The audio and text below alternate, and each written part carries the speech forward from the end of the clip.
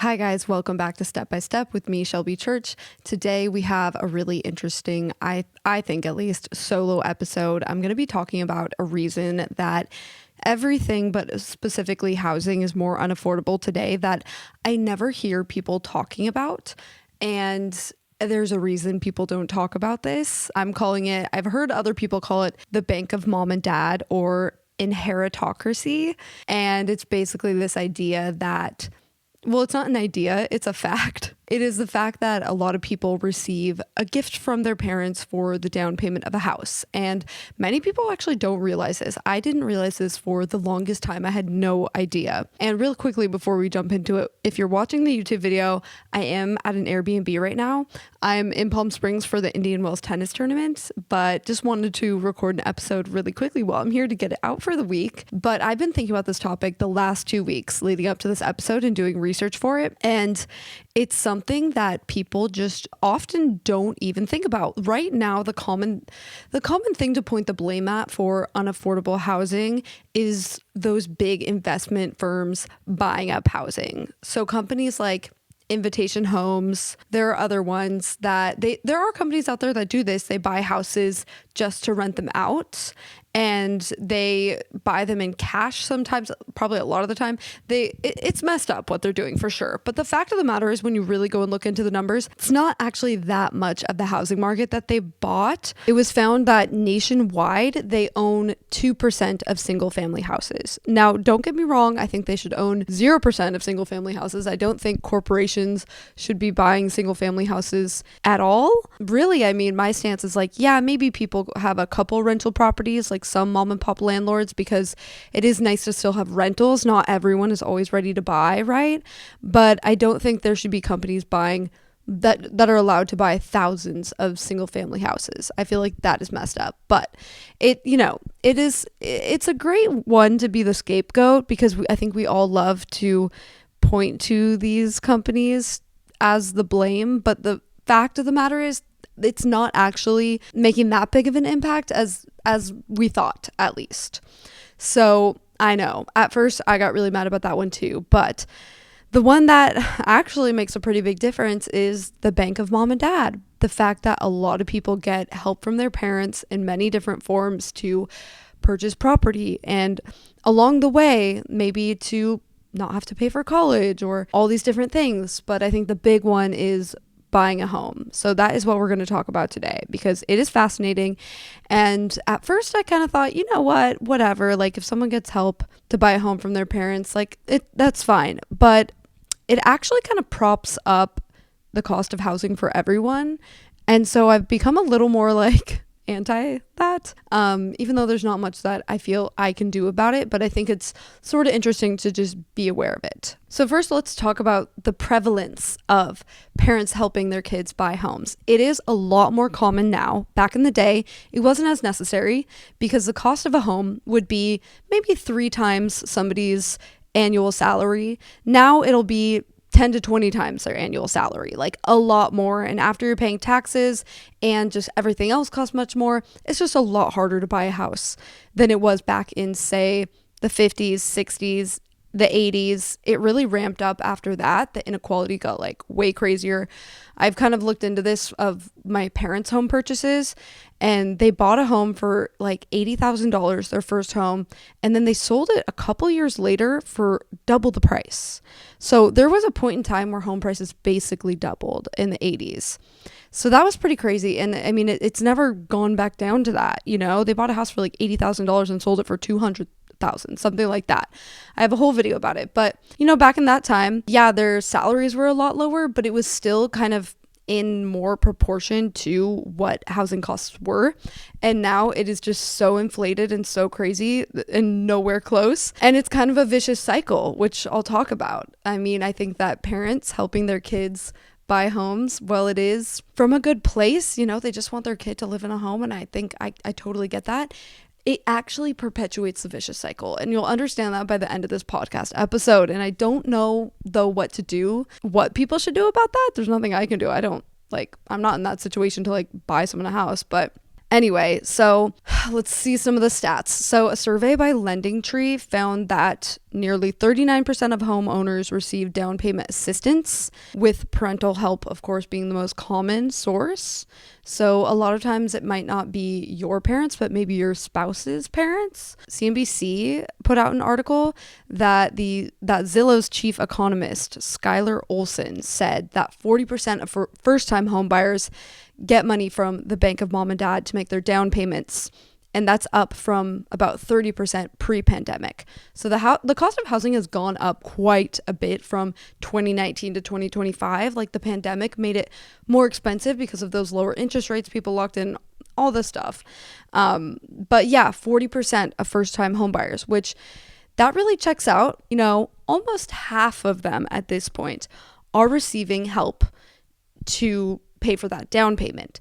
And again, there's many different sources. I mean, the most common one is just help with the down payment, but I've also heard of people having their parents buy a house in cash and then they pay them back. So they kind of have like a private loan with their parents, sometimes at a more favorable interest rate. Sometimes it's really just a negotiation tactic to get the house, because as a real estate agent in LA, I know if you're buying a house in cash, it's a lot more appealing to the seller. They know there's not going to be anything that messes up the escrow process with the loan, because sometimes, you know, people can't have their financing come through and then the deal falls apart.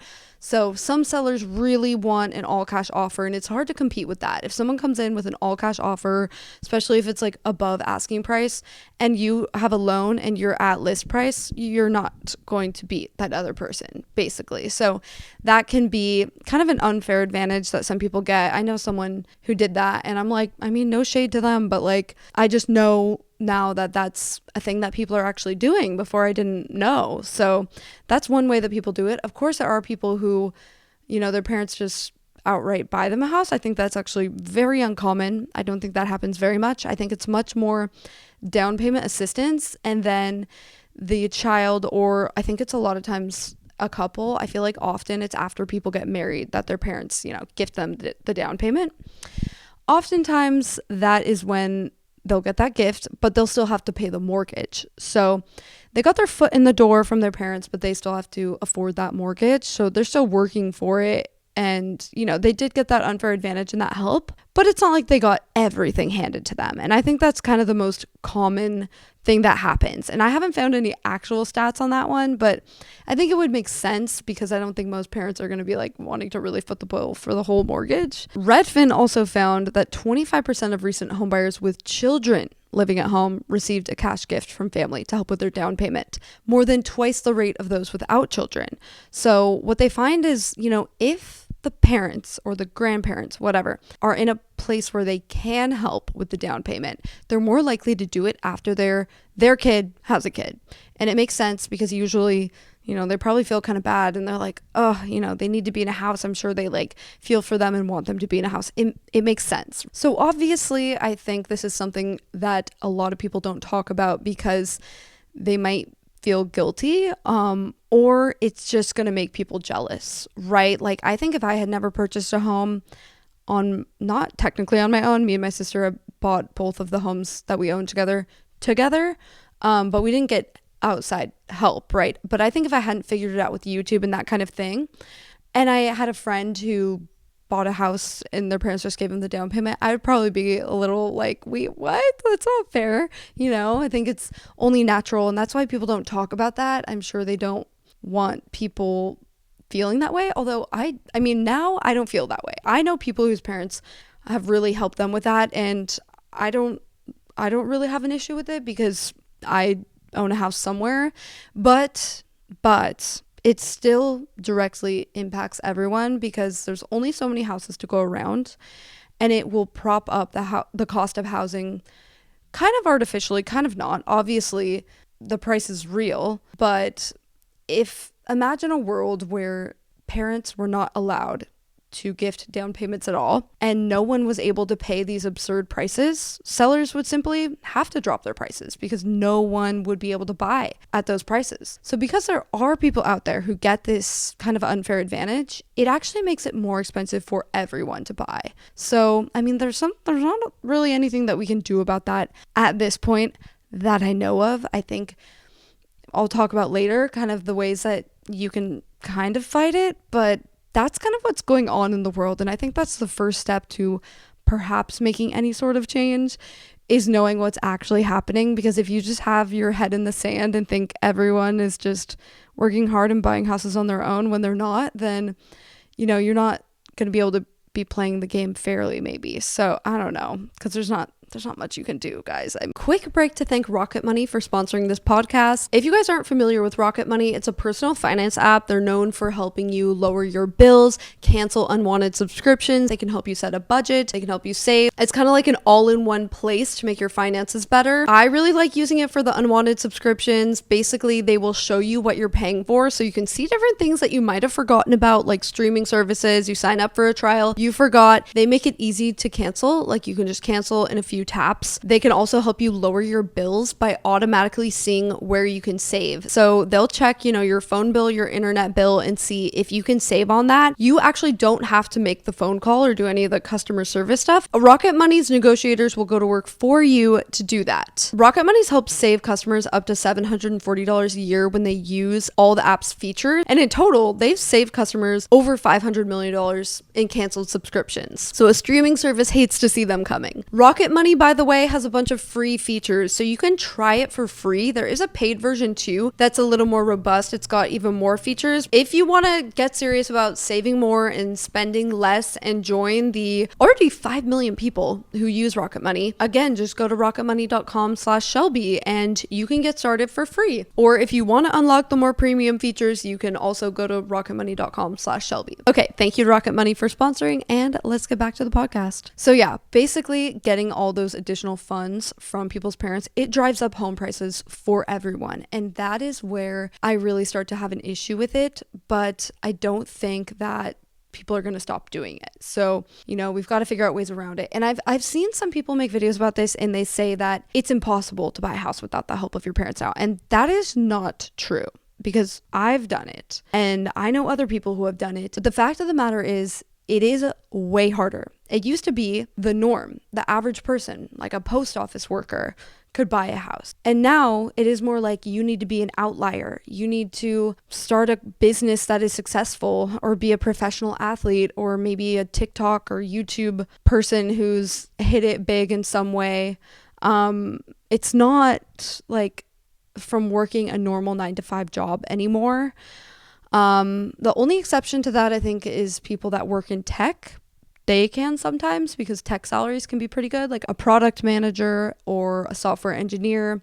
A couple that's working in tech at good companies that get stock options, or they get RSUs, so they get stock given to them. They can a lot of the time swing it still, but it's still kind of difficult if it's just you, even if you're making, say, like $250,000 a year, because a lot of that will go to taxes, and it depends on the city. Obviously, I'm kind of mostly referring to Los Angeles. And the fact of the matter is, you drive like an hour or two outside of any city and it is way cheaper. Like, you can buy a house in the Inland Empire, which is like an hour and 20 minutes outside of LA. You could buy a house there for like $500,000, but still, back in the day, that sort of house would have been like $200,000. So it's still way inflated in comparison to what it used to be. Cut. So the bank of mom and dad, as I call it, or as some people call it, inheritocracy, because for a lot of people, they don't see this money until their parents die. Sometimes the parents help them out before they pass away, but a lot of the time, people get an inheritance they can do something with. Some people don't, though. Not everyone gets an inheritance. It depends if you have siblings. I don't really think that I'll be getting anything. I'm not banking on that. But I mean, a lot of people do. I know some people who are only children. Their parents have 2 houses. One day they're going to inherit that. Unless, the end of life care is just so absurdly expensive. But I don't think it would be that much. For a lot of people, the end of life care can eat up a lot of that. But hopefully insurance covers some of that. I don't really know exactly how that works. But I've been hearing a lot that, if someone has to be in a nursing home or assisted living, especially memory care, it's extremely expensive, and that can eat into any inheritance somebody might get. So, I mean, people don't always get that. You can't really bank on it unless your parents, have like multiple houses and you don't have like a lot of siblings or something. But anyway, some people do get that, but they're not getting that until they're like 50 or 60. Of course, there are families where there's been generational wealth now for a few generations. So maybe the grandparents pass away and they give money to the parents who are able to keep it in the family and invest it. But a lot of times, actually, by the third generation, it's gone. There's like some study on that, I think, but I've heard that a lot. But obviously, it's a huge advantage if even your parents are able to inherit some money to invest. That, in a way, can set you up because maybe they're able to afford your college or something like that, even if they're not buying you a house. There really are levels to this thing. And I think where a lot of people start to notice it is when they go to college. A lot of people have to take out student loans. Some people get scholarships. Some people, their parents pay for it. A lot of people, their parents do pay for it. I know a lot of people who do, but a lot more don't. And obviously, if you have tens of thousands, some people even hundreds of thousands of dollars in loans, it is a lot harder to qualify to buy a house because they look at the debts that you have when you go to get a home mortgage. And if you have this huge debt, you're not going to qualify for as much of a mortgage. So it's a really big benefit if you don't have to pay for college. That's kind of like the first area where people start to see the wealth inequality. That's kind of when people start to see the wealth inequality gap based on who your parents are. But it's even bigger when you're out of college. Some people who go to, especially the more expensive colleges, their parents may help them with rent. Especially, this is prevalent in creative industries, Hollywood entertainment jobs. I mean, they're notorious for paying horrible wages, like minimum wage, but like even longer hours somehow. Like sometimes I'm like, how is this even legal?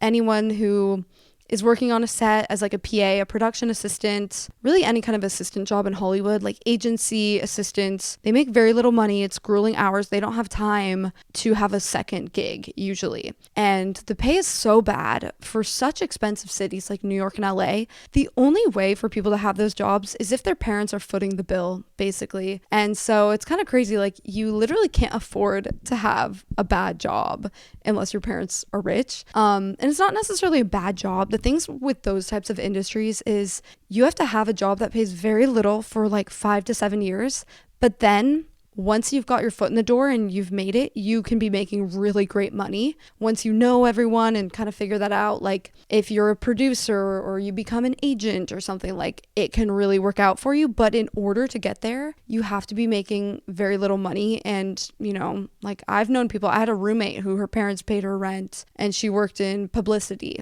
And the rest of us roommates all kind of knew that. And obviously she wasn't happy about that. We'll talk about that later because I don't think people are always like so stoked on their parents paying their rent. Like it's in a way maybe a bit embarrassing. Maybe, it feels good to do things on your own. So we'll get into that later. But, that is one area where we see it. Some industries, especially creative industries, journalism, Anna Wintour, I read some of her book. She had a trust fund. Not a huge one, but obviously that helped her be able to work in the publishing industry, which is kind of like entertainment where it doesn't pay a lot. Those kinds of industries, it's like really hard if your parents don't make money, a lot of money basically, or aren't helping you out. I mean, it's still possible. You could live in like a hostel situation or something really rough in it, but I mean, who wants to do that? I think most people are going to take more of like a tech job, or if they can. Obviously, I'm saying that like it's easy. Like you can just go into Google and get a job. No, still very competitive, still really hard, but I think if you know that your parents aren't going to be able to help you with your rent, maybe you look more into that when you're still in college, like software engineering or something where, you can probably make more money. So that is really where people first see it, is the out of college. If people are getting help from their parents to pay their rent, especially in this day and age, it's more common. I mean, I feel like even when I moved to LA, everything was so much less expensive. It was kind of easier to make money than it is today. Like even with YouTube, I feel like brand deal amounts, like amounts that brands pay and AdSense has stayed the same.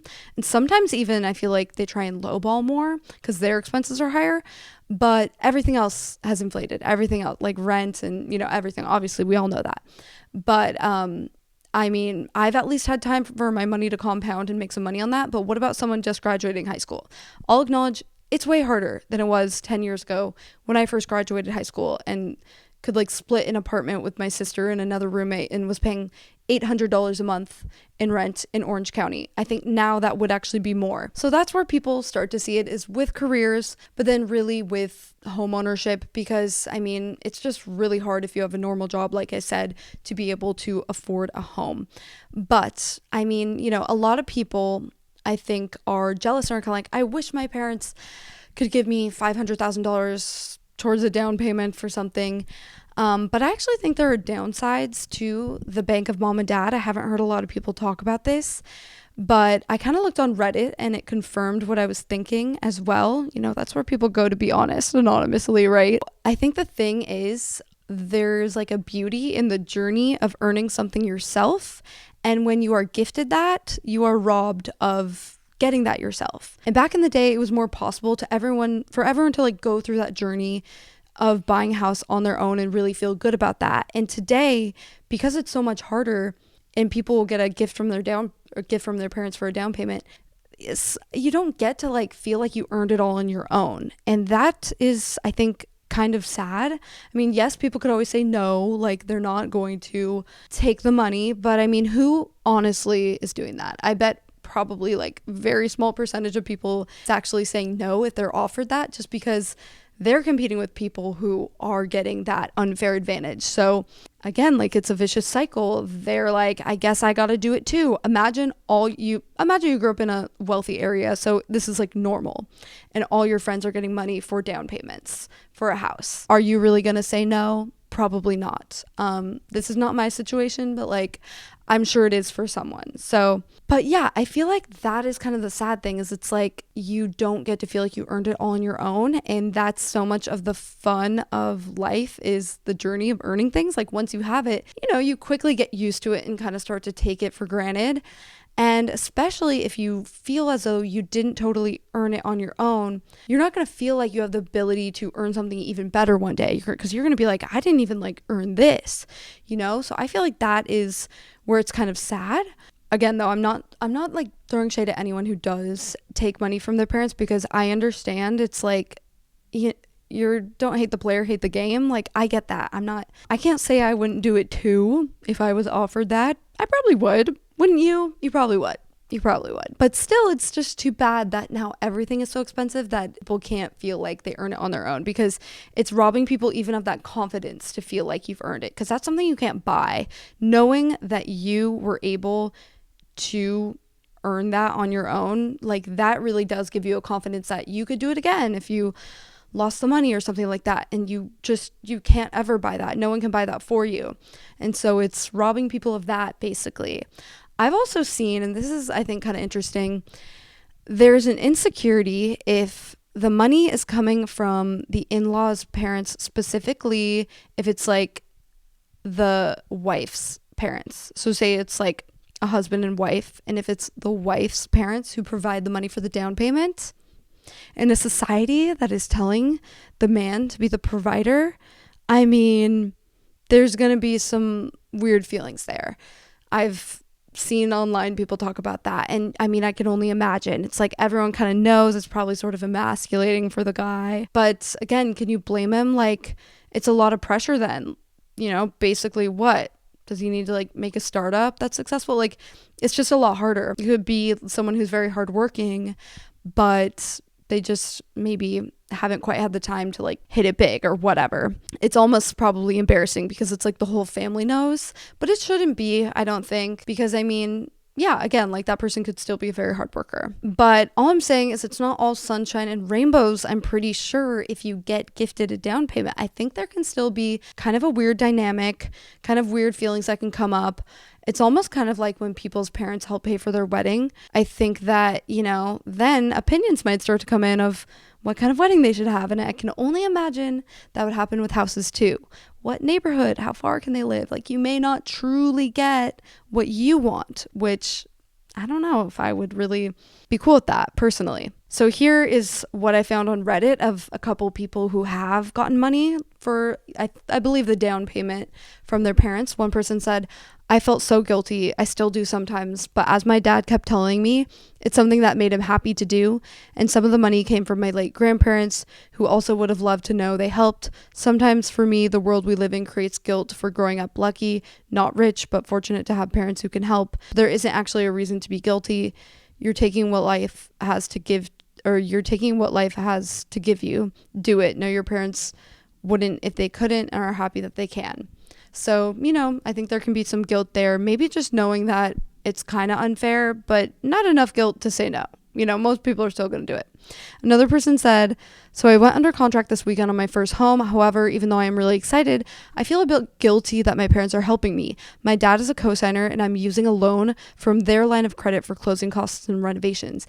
Even though I will hopefully pay them back with all the interest by the end of the year, I feel guilty for not doing this on my own. So isn't that kind of sad that it's like should be such a fun, exciting thing, but it's like they feel kind of guilty. I'm just kind of saying this to make the point that it's not like everyone who gets gifted a house is like, feeling totally 100% amazing about it. There can be maybe some guilt. Who knows? I'm sure there are some parents who like can hold it over their head in some way. You just always know that it's not like you owe them necessarily because they gifted it to you, but like in a way, I'm sure some people might feel that. Like, what if you have toxic parents and they're using that as a way to like keep you in their life? I don't know.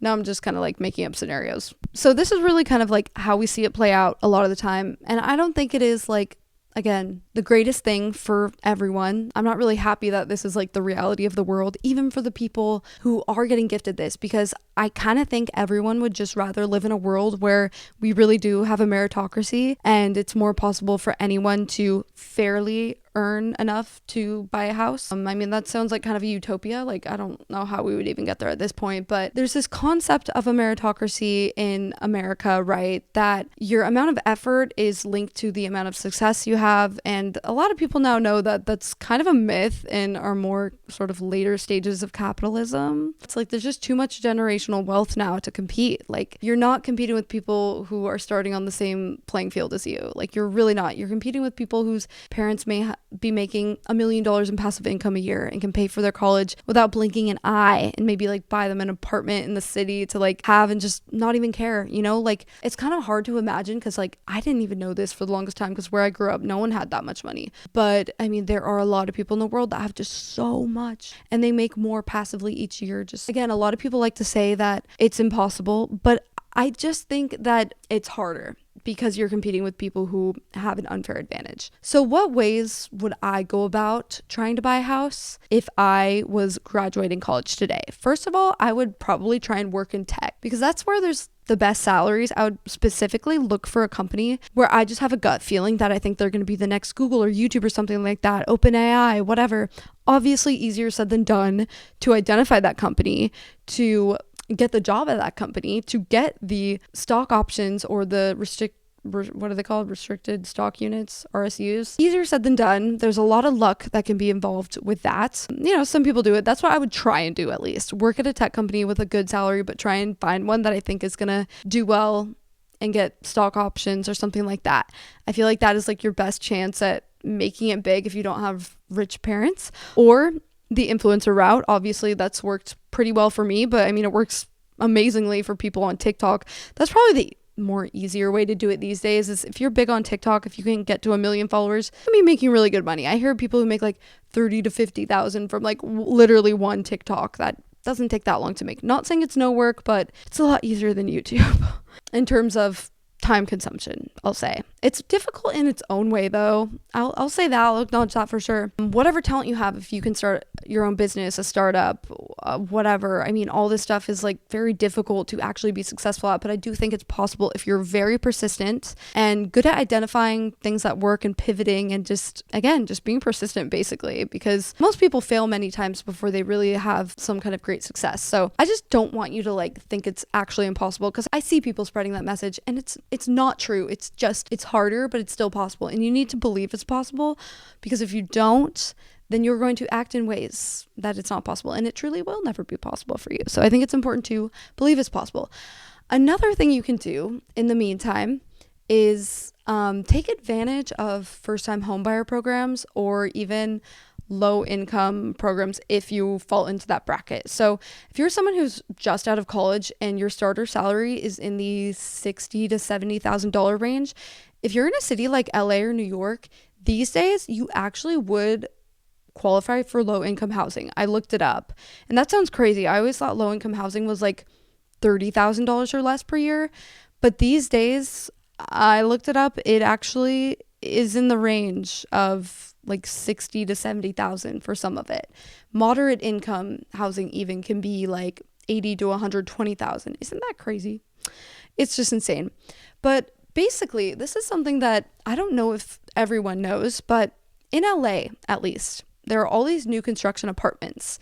And in order for these new construction apartments to get the zoning to build as densely as they are building, they need to reserve a certain amount of them as affordable housing. So they basically give cheaper rent, and it's usually like tied to the income. So if you make like, let's say $30,000 a year, it's going to be less that you pay than someone who makes $60,000 a year. Like they kind of keep it in proportion with that. But you can live in these luxury buildings. I've toured buildings, walked by and been like, why does that unit look different than the others? It'll have like carpet instead of luxury vinyl plank, whatever, but it'll still be a really nice building. Like the finishes might be a little less nice, but they're still amazing amenities and just overall still a lot nicer. And they're paying drastically less rent. This is basically called the California Density Bonus Law. We can thank that for this. I know a lot of people say on the flip side, it actually kind of makes housing more expensive for other people because it costs the developers more to do this. But honestly, whatever. If some people are benefiting from it, I guess that's cool. A lot of the LA apartment buildings, they'll reserve like 10% of their units for low income tenants. So let's say they have 100 units in an apartment building. There will be 10 of those are going to be reserved for low income. One example is, if you're making $45,000 a year, that's below the 80% median average income of that area. Instead of getting, let's say the building normally charges $2,500 a month for rent, that person would get about $1,200 a month for rent. So quite a bit less. So that is something to look into, especially if you're just out of college, you may qualify. From my research, it looks like you have to actually apply directly through a building. So what I would do is look up new construction buildings that are almost done and apply before they fill up the lottery. You could be the first one to apply. That doesn't mean you're going to get it. It's not first come, first serve, but you have to get in before the deadline, obviously, before they're all full. And I'm sure once people are in, they probably stay for a long time until they don't qualify anymore. And this is different from Section 8, by the way. I don't know a lot about Section 8. I'm going to be real, but I'm pretty sure it's not as nice usually. The ones through the like luxury apartment buildings, that is a different system. And that's something that if you're just out of college or you're doing a career change and you're making less, I would look into that because you might be able to really save on your rent, and that can obviously help you invest or whatever, invest the difference. Really the issue is if you're in that middle area of like, say you make $150,000 a year, you still can't afford a house, but you can't afford any of these like government programs either, or you don't qualify for them. So you're in this like middle ground where you just are stuck there.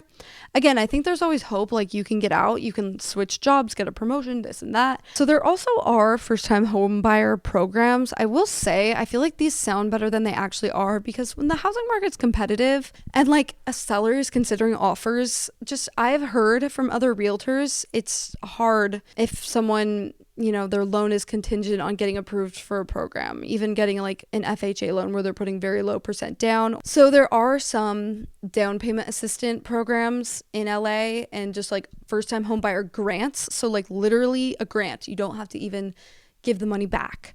And I mean, take advantage of this if you haven't ever purchased and if you're in California, if you live somewhere else, look up what the first-time homebuyer programs are where you live, because I believe basically everywhere has one. So in California, there's a few different ones. I think probably the best one is the Green Line Home Program. It's basically a $35,000 grant for down payment or closing cost assistance for first-time homebuyers in high-need areas. So I don't know exactly how you qualify for this. Obviously, you can't be, usually you can't be making more than a certain amount, but doesn't hurt to apply, right? And like that's $35,000 that you can put towards the down payment that you don't have to pay back, because other first-time homebuyer programs, they're just deferring the payment. So there's another one called the California My Home Assistance Program. This is a deferred payment junior loan. So I don't think this is really that great. They're basically saying they'll loan you the money for the down payment up to 3.5% of the purchase price. It's just not that great. Like, say you're buying a $500,000 loan, they'll loan you the money for the down payment, the $17,500 to use towards the down payment and closing costs. So what's that going to buy you? Like a condo? It's just not like that realistic, honestly. I think in LA, like, there's a situation where this might work. Probably if you're still in LA County, but you're towards the outskirts, it's the best way to do it, because if you're buying a condo, it's just not going to appreciate that much, and you still have the HOA. Like, I think this is better for a single family house.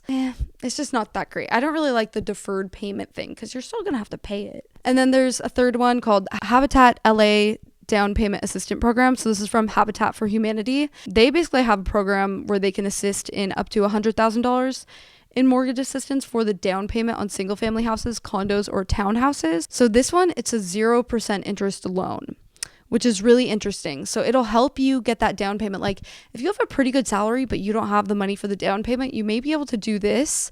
But I believe this is the one where they share in the appreciation. So say you buy a house with Habitat for Humanity, and let's say hypothetically $100,000 house. You'd never get that in LA, but let's say they loan you like $30,000 for the down payment at a 0% interest rate, and the house appreciates, it doubles in value. That means that when you go to sell it, they actually are also going to get back double in value, because it's like not a profit share, but like as close as you could get with housing. It's sort of interesting. Could be helpful. So, I mean, those are some things that, I mean, if you are a first-time home buyer and you do qualify, like, don't feel bad about taking the money, because guess what? Other people are taking the money. It's just from their parents. It's just from a different place. Yeah, I mean, I think a lot of people don't even think to apply for these things. I certainly didn't the first time I bought a house, but I think the issue is a lot of times it's like, okay, to qualify, can you even buy a house? Like, you have to be making such a little amount that how are you even going to afford the mortgage debt? I don't know. So it's worth looking into if you are someone who's, you know, looking for that, and maybe different areas have better home buyer assistance programs. I don't really know. It's different for everywhere. That's something to look into, and that's something to kind of level the playing field. Let's talk about the way that the playing field could actually be leveled. So like I said in a different podcast episode, I've been watching a lot of Gary Stevenson's videos. He's like an economist in the UK. He talks about wealth inequality and how it's getting worse in the UK and America. It's like so interesting to me. But basically what he says is an inheritance tax. That's probably what would level the playing field more than anything. I know everyone hates taxes, but like, I mean, if there's a way for that to be funneled into a way to make it more affordable, I don't know. I feel like it's tough because a lot of times with taxes, the money isn't used efficiently and it goes. But if there was a scenario where there was an inheritance tax and it did level the playing field and make it so it was more affordable for everyone to buy a house, that would be cool. That would be the idea. I'm not saying it's a bad idea to have it, but I know a lot of people don't like it because people hate taxes. I mean, myself included, but that's probably the only one that I think is kind of fair. Like, I think like one day when I die, I'd be like, yeah, just spread the money amongst everybody. There are billionaires who have vowed to not leave the majority of their inheritance to their kids. Bill Gates is one of them. I know a lot of people don't like him. I interviewed him once. Remember that, guys? Love to name drop that when I can. No, I'm kidding. But anyway, he has publicly stated he does not plan to leave the majority of his wealth to his children. He's donating most of his fortune to philanthropic causes through the Bill and Melinda Gates Foundation. Found that online. But he's still leaving them $10 million each, so they're gonna be fine. Still a lot of money. Like, what? But again, he could have left them billions. So, you know, he didn't do that. And I think that's cool of him. It is kind of redistributing it in different ways that, you know, might level the playing field in other ways through humanitarian efforts mostly. So I respect that. I think that's cool. He's leaving 0.0077% of his net worth to his children. Very small amount. And still, I can see why he's doing that, because honestly, Bill Gates' kids, like, you know, they grew up in such a different way, and maybe there's safety concerns. I don't know. So that is a little bit about this idea of the bank of mom and dad that makes it more expensive to buy a house. It does. It props up the cost of housing for everyone, because, you know, if there weren't people getting all these gifts, houses would be cheaper. Not much we can do about it. I think what you can do about it is try your best to save and invest. It is true that there are people that have an unfair advantage, and, you know, it is kind of like you have to be an outlier these days, but it is possible. It's still always possible. It's just harder, which really sucks, but that is the reality of it. But don't let people tell you that it's impossible. Don't start believing that, okay? You gotta keep hope. Take advantage of any kind of program that you qualify for. I'll just say that because, I mean, that's like your kind of own version of having parents with money, but it's the government instead.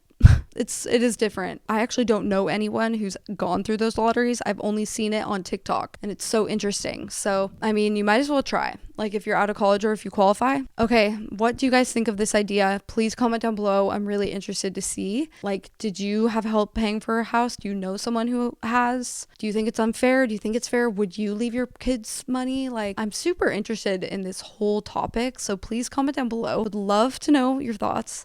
And I will see you guys in the next episode. Bye.